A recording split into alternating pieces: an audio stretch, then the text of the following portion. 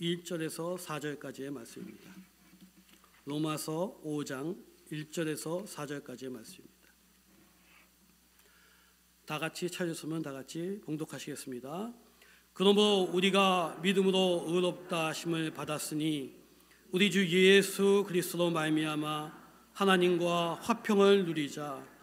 또한 그로 말미암아 우리가 믿음으로 서 있는 이 은혜에 들어감을 얻었으며 하나님의 영광을 바라고 즐거워하느니라.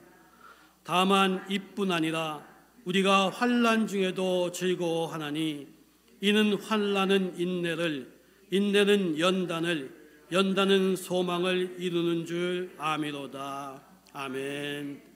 예, 박종국 목사님 나오셔서 기도 말씀 인도해 주시겠습니다.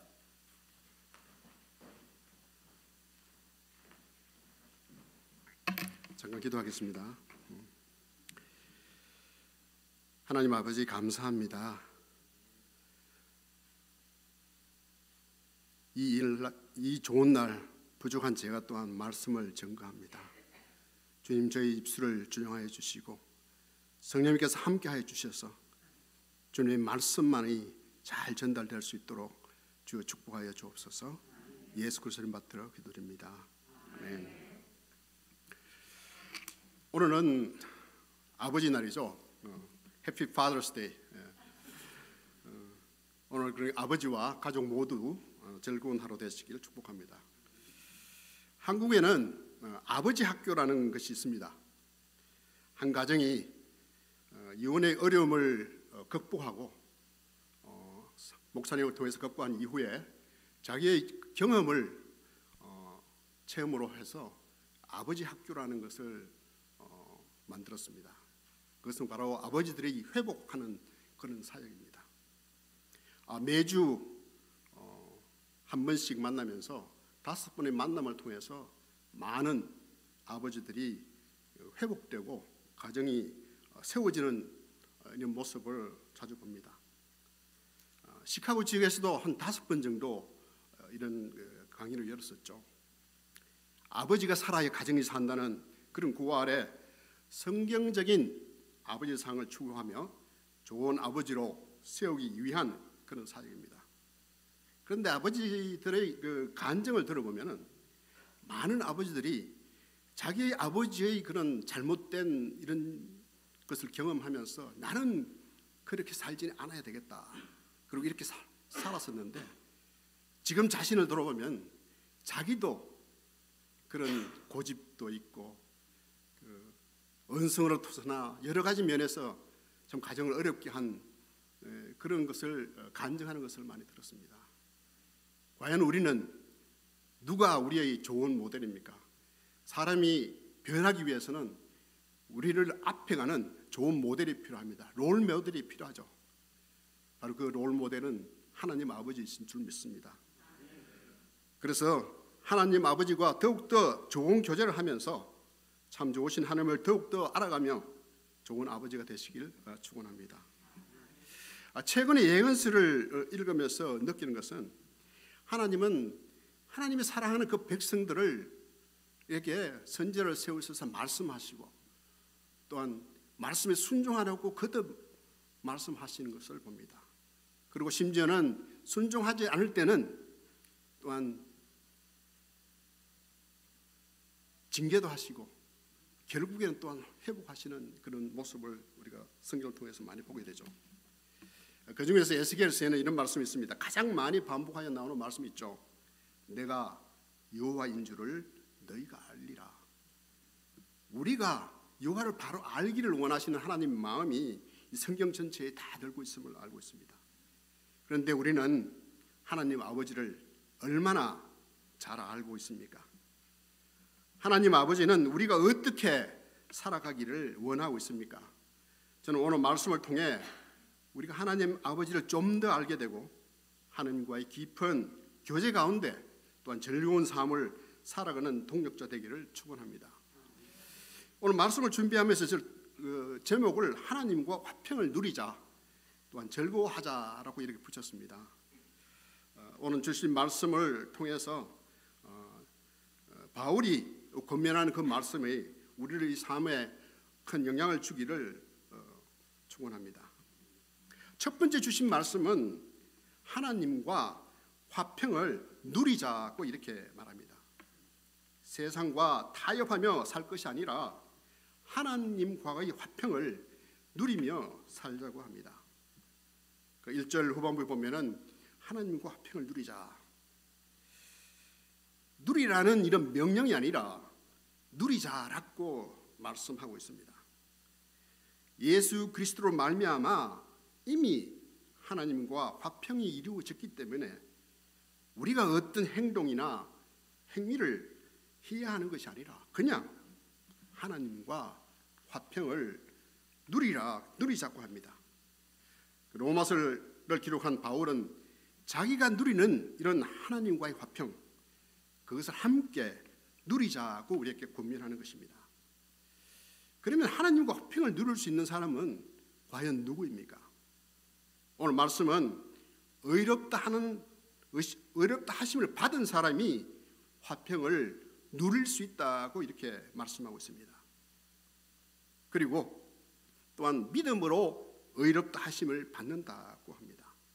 하나님은 믿음의 성도들을 의롭다 하시고 화평을 누릴 수 있게 이미 허락하셨습니다. 하나님과 화평을 누리는 우리 모두 되시길 축원합니다. 그러면 하나님과 화평을 누린다는 것은 무엇을 이야기하는 것입니까? 하나님과의 관계가 깨어진 것이 아니라 평화로운 관계, 즉 하나님과 나 사이에 아무런 막힘이 없이 언제나 하나님께 나아갈 수 있는 이런 관계로 회복된 상태를 의미하는 것입니다. 서로 사랑하는 관계가 이루어졌기 때문에 이제는 만나고 말하고 듣고 즐거움이나 어려움도 나눌 수 있어야 하지 않겠습니까? 성도에게 기도할 수 있는 특권을 주신 것입니다. 그리고 전능하신 하나님은 우리의 기도에 응답하시고 또한 필요를 채워주십니다. 이렇게 하나님과 화평을 이루는 이 사역이 곧 하나님의 구원 사역인 것입니다. 두 번째로 주신 말씀은 예수님이 하나님의 구원 사역을 이루셨습니다. 우리의 노력이나 행함으로 구원에 이르는 것이 아니라 예수님이 하나님의 구원 사역을 이루셨다고 오늘 분명히 말씀하고 있습니다. 성경은 하나님이 천지를 창조하신 것을 시작으로 하여 마지막 때에 새 하늘과 새 땅을 다시 세우실 것이라고 요한계시록 말씀으로 끝이 남을 봅니다. 하나님의 형상으로 지음받은 아담에게 모든 필요를 공급하시고 생육하고 번성하고 또한 땅을 정복하고 모든 피조물을 다스리라고 말씀하셨습니다. 그런데 다만 동산에 있는 선악을 알게 하는 나무의 열매는 먹지 말라. 내가 먹는 날에는 반드시 죽으리라고 말씀하셨습니다. 옳고 그름, 즉 선악의 판단은 하나님의 판단에 맡기고 말씀에 순종하고 모든 피조물을 다스리라고 하신 것입니다. 그러나 아담은 그 열매를 따먹음으로 해서 또 말씀에 순종하지 않는 이런 죄를 범하게 됩니다. 하나님은 죄를 범한 아담을 쫓아내신 것을 우리가 알고 있습니다. 죄를 지은 사람은 하나님과 함께 거할 수 없기 때문입니다. 하나님을 떠난 상태, 하나님의 관계가 깨어진 상태, 그것은 곧 하나님과 화평이 무너진 상태이고 이것은 곧 영적 사망인 것입니다. 그리고 아담이 육신적으로 죽음으로 인해서 불순종의 죄의 대가는 반드시 이루어진다는 하나님의 말씀대로 이 땅에 사망이 있게 된 것입니다.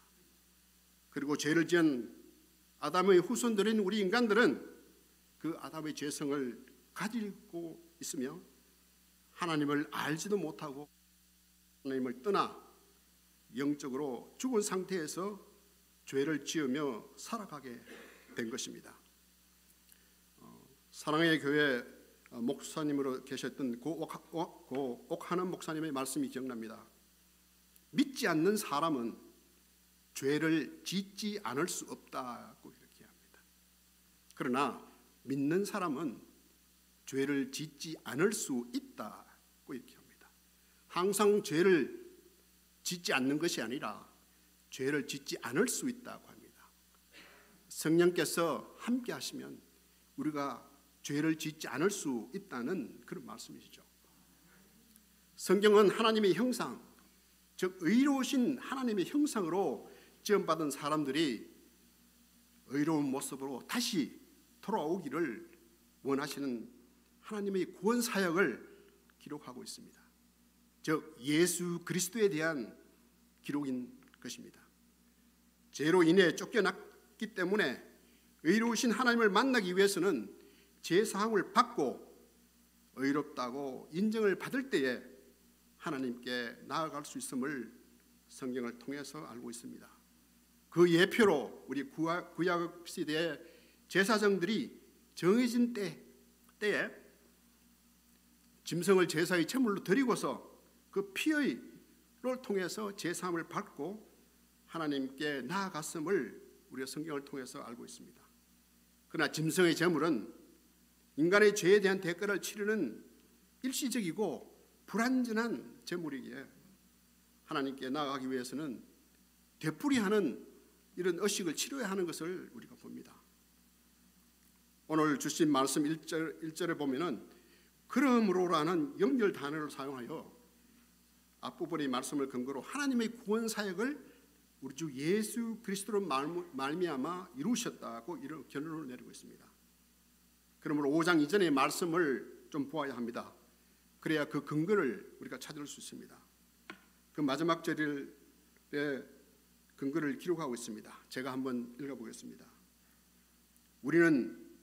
예수는 우리가 범죄한 것 때문에 내줌이 되고 또한 우리를 의롭다 하시기 위하여 살아나셨느니라.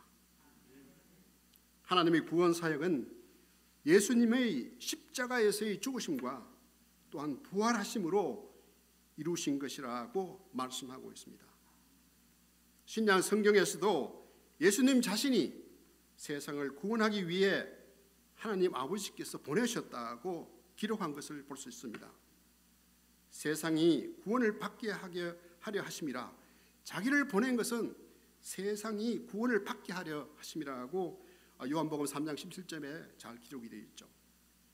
죄 없으신 예수님이 인간의 모든 죄에 대한 대가를 대신 갚기 위해 스스로 십자가에서 제물로 달리신 것입니다. 그리고 다시 살아나심으로 죄의 삭신 사망의 권세를 이기심으로 의로운 모습으로 다시 부활하셨습니다. 그리고 부활하신 예수님께서 하나님은 하늘과 땅의 모든 권세를 주셨다고 우리가 마태복음 28장 18절에 기록된 것을 우리가 기억합니다. 그리하여 예수 그리스도를 주로 믿는 모든 자들이 구원을 얻게 하셨다고 말씀하고 있습니다. 우리가 잘 아는 말씀이 있죠. 하나님이 이 세상을 이처럼 사랑하사 독생자를 주셨으니 이는 그를 믿는 자마다 멸망하지 않고 영생을 얻게 하려 하심이라. 하나님은 하나님께서 창조하신 이 세상 모든 것을 너무나 사랑하시기에 독생자를 주셨다고 합니다. 그리고 예수 그리스도 구원 사역으로 우리는 믿음을 얻을 수가 있습니다. 그런데 하나님의 구원 사역은 모든 사람을 위한 objective salvation, 모든 사람을 위한 구원 사역입니다. 그러나 그게 나의 구원이 되기 위해서는, subjective salvation이 되기 위해서는 내가 믿어야 한다는 것입니다. 내가 죄인이라는 걸 믿고 예수 그리스도만이를 통해서 우리가 믿음으로 멸망받지 않고 영생을 얻게 하신다는 그런 말씀인 것입니다.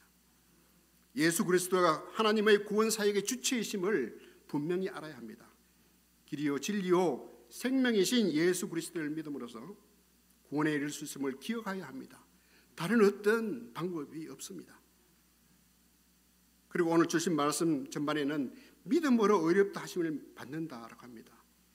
믿는 사람이 어렵기 때문에 어렵다고 하신 것이 아니라 믿음을 가진 사람이기에 어렵다 하심을 받았다고 말씀합니다. 바로 이신칭의를 말씀하고 있습니다.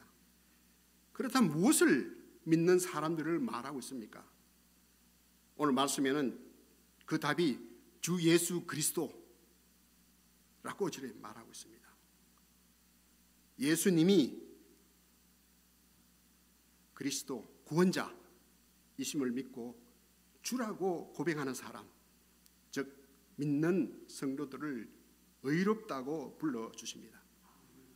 목사님들이 자신을 그리스도의 종이라는 이런 고백을 하시는 것을 자주 듣습니다. 성령의 깨우치심을 받고 예수님을 주라고 고백한 모든 믿는 성도들도 예수 그리스도의 종입니다. 믿는 사람, 예수 그리스도의 종, 성도들이 어렵다 하심을 받은 것입니다. 성도가 갑자기 어려운 사람이 된 게 아니라 그냥 예수 그리스도를 통해서 의롭다고 불러주신 것입니다.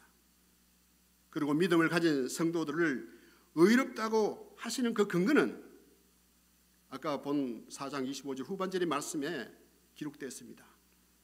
그것은 우리를 의롭다 하시기 위하여 살아나셨다고 이렇게 기록하고 있죠. 하나님 아버지는 죄 없으시고 의로우신 예수님이 우리들이 지은 모든 죄의 대가로 죽으셨습니다. 그러나 죽은 지 사흘 만에 다시 살아나게 하신 것을 우리가 잘 알고 있습니다. 예수님의 죄의 삭신 사망을 이기신, 즉 의인으로 부활하심을 믿을 때에 우리의 죄의 삭신 사망에서 우리를 구원하시고 또 우리를 의롭다 하기 위한 것이라고 이렇게 말씀하고 있습니다. 그러므로 예수님이 부활의 첫 열매가 되시고 우리 믿음의 성도들이 부활의 소망을 가질 수 있게 하신 것입니다. 부활의 소망을 가진다는 것은 사망을 이기고 영생한다는 것을 말합니다. 어떠한 어려움과 고난을 만나더라도 부활과 영생의 그 소망을 가지고 살아가시길 축원합니다. 또 2절 말씀은 그로 말미암아 우리가 믿음으로 서 있는 이 은혜에 들어감을 얻었다고 이렇게 말하고 있습니다. 이 말씀에서 믿음으로 서 있는 것, 그 믿음으로 서 있는 것을 좀 이해해야 할 것입니다. 에베소서 2장 8절 보면은 너희가 그 은혜에 의하여 믿음으로 말미암아 구원을 받았으니 이것은 너희에게서 난 것이 아니요 하나님의 선물이라고 말씀합니다. 예, 그렇습니다. 우리가 믿음으로 구원을 받은 것은 하나님이 우리에게 주신 은혜의 선물입니다. 그런데 믿음을 구원으로 받았는데 빌립보서 2장 17절에 보면은 두렵고 떨림으로 너희 구원을 이루라고 이렇게 기록하고 있습니다. 받았는데 또 이루라, 이런 말씀을 보면은 조금 좀 잘못된 말씀 같죠. 이미 받았는데 왜 또 이루라 그러나. 그런데 그 빌립보서 2장 12절의 후반부를 보면은 구원을 받은 자들이 어떻게 살아야 하는지를 말씀하고 있습니다. 하나님의 흠없는 자녀로 살라고 권면하고 세상에서 빛들로 나타내며 기뻐하는 삶을 살라고 말씀하고 있는 것입니다. 구원을 받았다고 하는 말씀과 구원을 이루라는 말씀이 이 성경 말씀에 함께 있습니다. 오늘 주신 말씀에서 믿음에 서 있는 것, 그것은 처음 믿음을 가지게 된 것을 말하는 것이 아니라 지금 우리가 믿음을 지키고 있는 것을 말하고 있습니다. 믿음으로 서 있는 것은 우리가 지금 믿음을 지키고 예배자의 삶을 살아가는 것을 말하며 이것이 또한 하나님의 은혜라고 말씀하고 있습니다. 믿음으로 구원받았다는 확신을 가지고 하나님의 은혜로 믿음을 끝까지 지키는 성도님 되시길 축복합니다. 두란노 서원에서 발행한 1:1 제자 양육의 그 책자가 있습니다. 이 책자에 보면은 구원의 확신이라는 이 챕터가 있는데 그 구원의 확신을 가진 것인지를 확인하는 질문들이 있습니다. 제가 한번 그 질문들을 읽어보겠습니다. 예수 그리스도가 지금 당신 안에 계십니까? 두 번째, 당신은 죄 사함을 받았습니까? 하나님의 자녀가 되었습니까? 당신은 영생을 받았습니까? 당신은 구원을 받았습니까? 오늘 밤에 당신이 죽게 된다면 천국에 가리라는 확신이 있습니까? 당신은 성령을 받았습니까? 당신은 거듭났습니까? 멸망의 심판을 받지 않을 것을 확신합니까? 이 질문들에 우리 모든 성도님들이 망설임 없이 예라고 대답할 수 있기를 축원합니다. 분명한 구원의 확신을 가지고 지금 현재 믿음을 지키며 부활과 영생의 소망을 붙잡고 빌립보서 2장 17절 말씀 후반절 말씀처럼 하나님의 흠없는 자녀로 세상에서 빛들로 나타내며 기뻐하는 삶을 살아내시는 모두 되시길 축원합니다.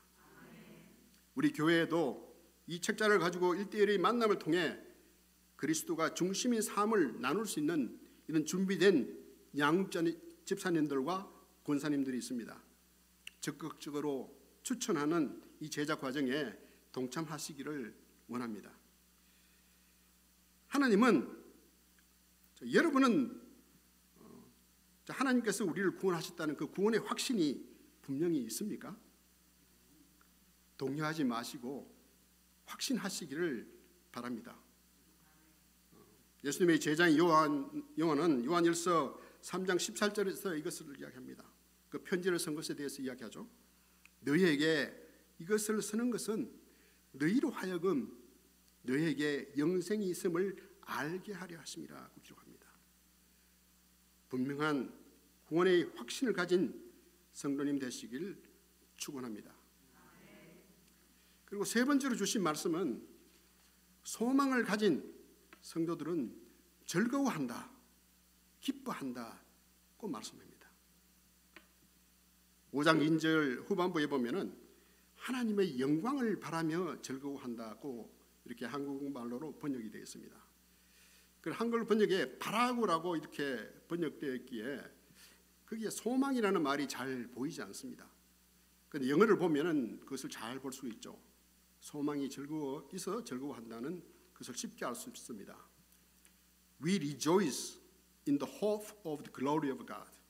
하나님의 영광의 소망, 즉 하나님을 만난다는 그 영생의 소망이 있기에 즐거워한다, 기뻐한다고 합니다. 우리가 기뻐하고 즐거워할 수 있는 유일한 것은 곧 우리가 하나님을 만난다고 그 영생의 소망, 그 소망이 있기 때문에 우리는 즐거워할 수 있다는 것입니다. 우리가 살아가는 이 세상 그 모든 것을 요한일서 2장 16절에 이렇게 기록하고 있죠. 모든 것은 육신의 정욕과 안목의 정욕과 이생의 자랑이라 이렇게 기록하고 있습니다. 이러한 세상 환경에서 즐거움보다는 근심과 걱정과 경쟁과 유혹이 우리의 삶을 지배하려고 합니다.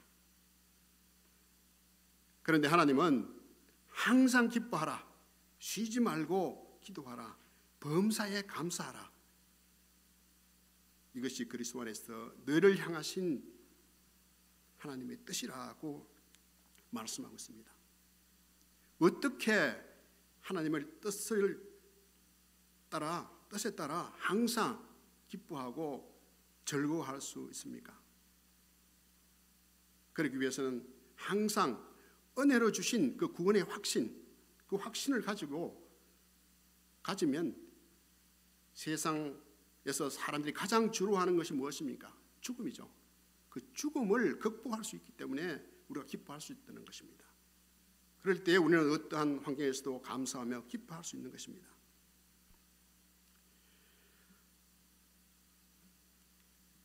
화평을 누리고 즐거워하는 성도의 삶 중 하나가 곧 우리의 기도와 그 응답이라고 저는 생각합니다.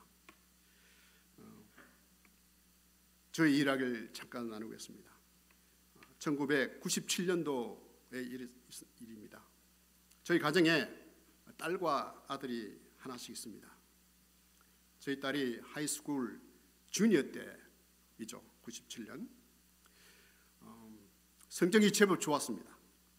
그래서 분명히 사립대학을 갈 것 같은데 제가 가진 그 저축된 금액으로는 도저히 학비를 감당하기가 힘들어서 참 어떻게 해야 하나 하나님께서 도와주시기를 기도하고 있었습니다.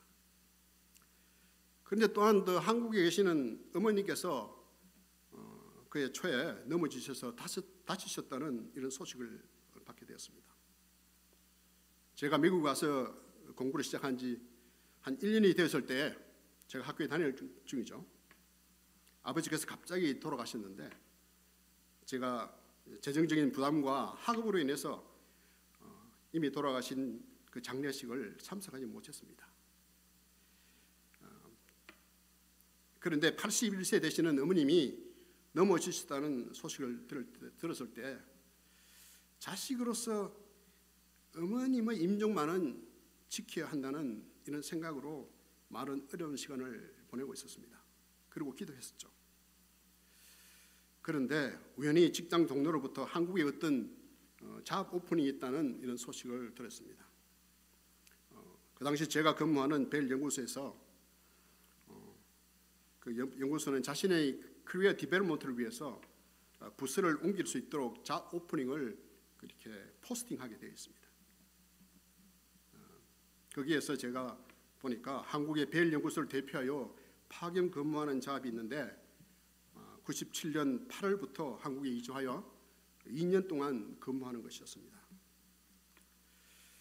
기도하는 중에 한국에서 근무하게 되면 경제적으로 혜택이 있어 딸의 학비를 감당할 수도 있고 연세 많으신 어머님을 가까이에서 뵐 수 있어서 그 기도의 응답을 받을 것이라고 생각하고 이 잡을 어플라이하고 제가 한국에서 근무하게 됐습니다.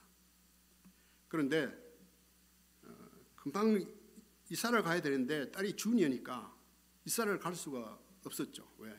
공부 잘하는 애가 지금 대학을 가야 되는데 그때 이사를 가게 되면은 모든 애플리케이션이 엉망이 되니까 제가 말했습니다. 저는 당장 이사를 못 간다. 그 대신 나는 한국과 미국을 출퇴근하겠다. 그래서 1년을 한국과 미국을 오가면서 매달 한 번씩 집으로 돌아오면서 집과 직장을 같이 일할 수 있는 이런 경우가 생겼습니다. 그리고 원래 2년이라고 했던 것이 그게 10년이 되었고 저 어머님의 임종을 또한 지킬 수 있었고 우리 자녀도 또 함께 그 임종을 지킬 수 있는 그런 시간을 가졌습니다. 이것은 저희 기도 제목이 10년을 통해서 하나님께서 이루어지신 것이었습니다. 참으로 하나님은 좋으신 분이시고 우리의 모든 필요를 채워주시는 그런 분이십니다. 우리는 예수님의 빌랄로 법정을 한번 생각해 볼 필요가 있습니다.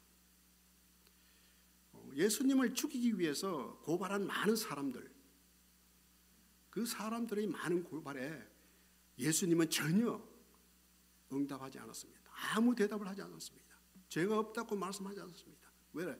죄를 지고 가기 위해서. 그런데 한 가지 말씀한 것이 있습니다.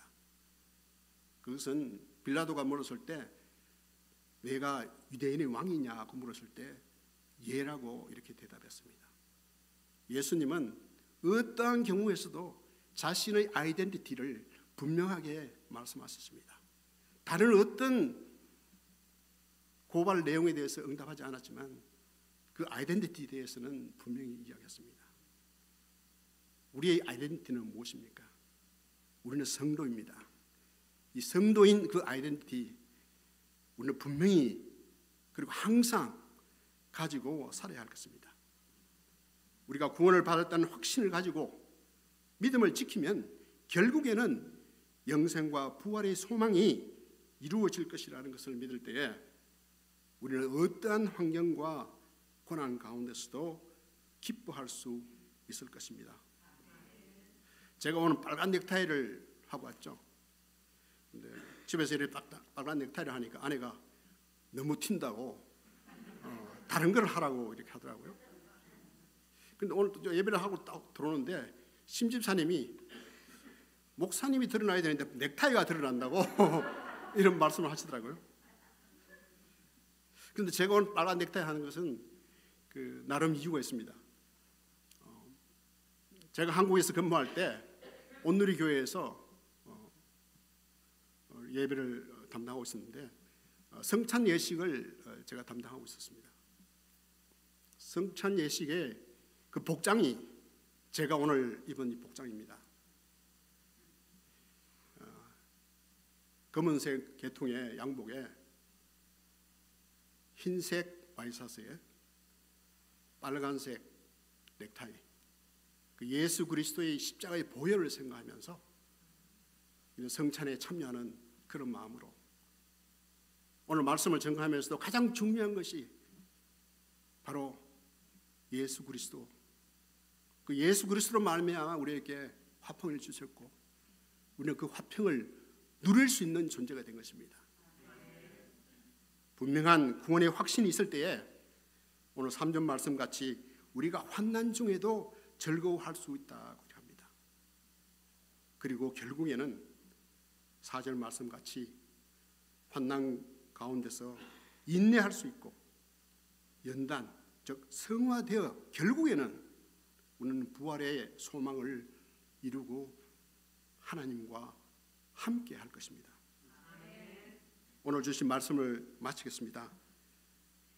구원받은 우리 믿음의 성도들은 이미 이루어진 하나님과의 화평을 누리며 언제나 기도와 말씀으로 하나님과의 깊은 사랑의 교제를 경험하여야 합니다. 그리고 우리에게 주어진 영생과 부활의 소망을 가지고 어떠한 상황에 있더라도 믿음을 지키고 기뻐하고 즐거워하는 삶을 사시는 동역자 되시길 축원합니다. 기도하겠습니다. 하나님 아버지, 이 예배에 함께 하신 성령님께 감사드립니다.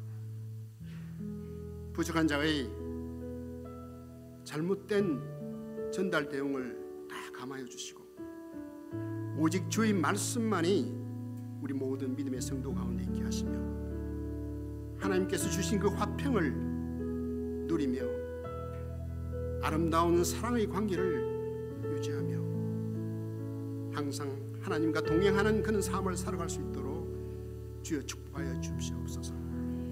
어떠한 환경이 우리를 유혹하더라도 우리의 정체성을 분명히 알고 우리가 성도이라는 것, 그러기에 우리는 기뻐하며 어려움을 극복할 수 있도록 주여 축복하여 주옵소서. 이 모든 말씀으로 주 예수 그리스도를 받들어 간절히 기도드리옵나이다. 아멘. 귀한 말씀 전해주신 목사님 감사합니다. 우리 다 같이 일어나셔서 가서 제자 삼으라 힘차게 찬양하시고 최인영 목사님 축도해 주시겠습니다.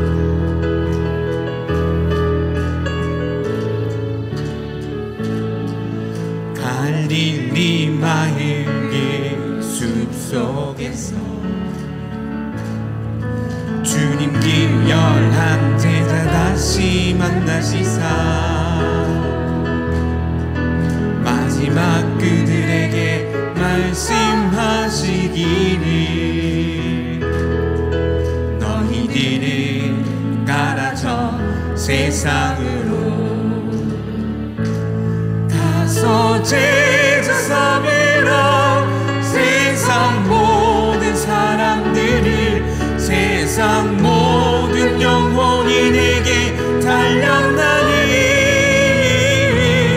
가서 제자 삼으라 나의 길을 가르치라 내가 너희와 항상 함께하리라 지금도 우리 주 찾아오사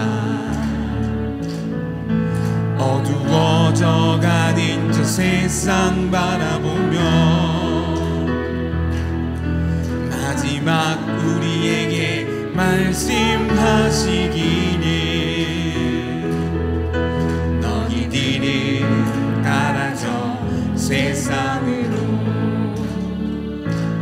가서 제3이라 세상을 가르치라 세상 모든 영혼이 내게 달렸나니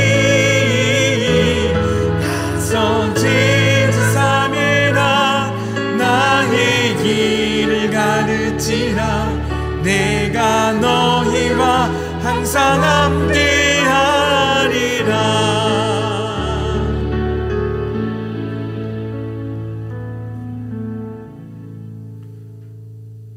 지금은 우리 주 예수 그리스도의 은혜와 하나님 아버지의 무한하신 사랑하심과 성령님의 역사하심이 오늘 예배 가운데 주님을 만나고 기쁨으로 돌아가는 모든 성도들 위해와 또한 집에서 영상으로 예배를 드리는 모든 식구들 위해 주님께서 영원토록 함께 하시기를 예수님의 이름으로 축원하옵나이다.